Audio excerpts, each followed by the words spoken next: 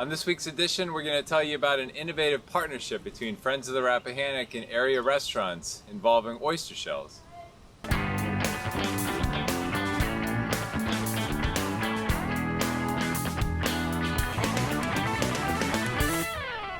Alright, so we're here down at City Dock today with Richard Moncure Jr., who is the river steward for the wonderful Friends of the Rappahannock organization here in Fredericksburg.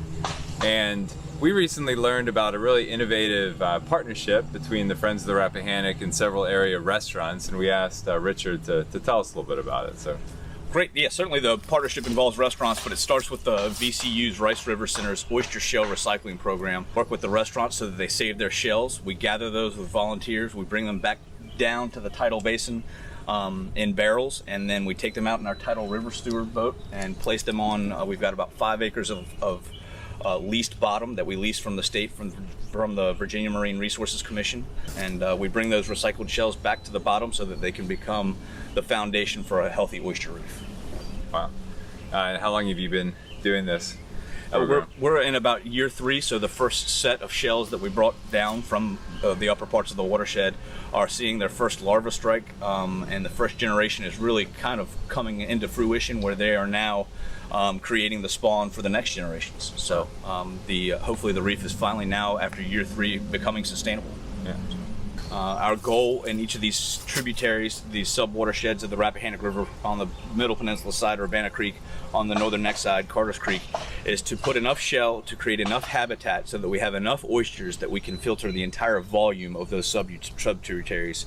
Of course, we know that there used to be enough oysters in the Chesapeake Bay that we could filter the entire volume of the Chesapeake Bay in less than 24 hours. Now we know that that wouldn't even be possible to do within 365 days or within a year. So oysters are obviously very delicious to eat, but I understand that they also have an important role in keeping the river clean. Well, we really believe the Rappahannock River oyster is the most delicious to eat. It really does take a watershed. It's the minerals that we have coming from the Blue Ridge Mountains, the central part of the area, the clean water that we're a part of as we flow through Port Royal and down into the saltier parts of the basin, that really flavor our oysters and have made them, well, certainly nationally known. They are from coast to coast now here in America, and really they've gone worldwide. Their fame is. And area restaurants that you've been working with on this? Great. We've got some great crews. My father, of course, at the Happy Clam was an easy one to get on board. We're glad to be able to recycle his oyster shells. One of my favorites here is the Confident Rabbit. We actually had the Confident Rabbit come join us on one of the oyster tours. They brought their wait staff down to help recycle the shells, bring them actually to the bottom, place them on the reef. Then we went and talked to some folks, our partners in the oyster industry, that help us depot the shell piles. Gave them a backdoor tour of the oyster industry so that they were much more well-versed when they came to the table to talk to their audience, their customers, about our restoration programs. And that really has been a win-win for the Confident Rabbit, but also for Friends of the Rappahannock and even our partners in the tidal basin that now supply the Confident Rabbit with oysters. Rappahannock oysters, by the way.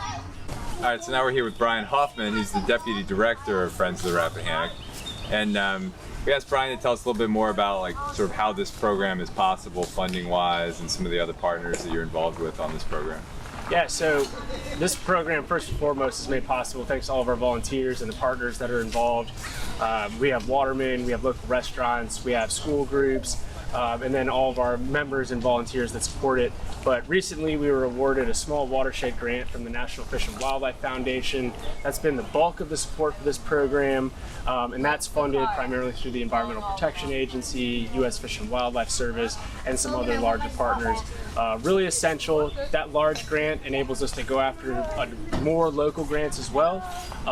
More money in the coffers means more shell recycled, more support to our restaurants and volunteers, and cleaner and healthier water and habitat down there in the lower Rappahannock.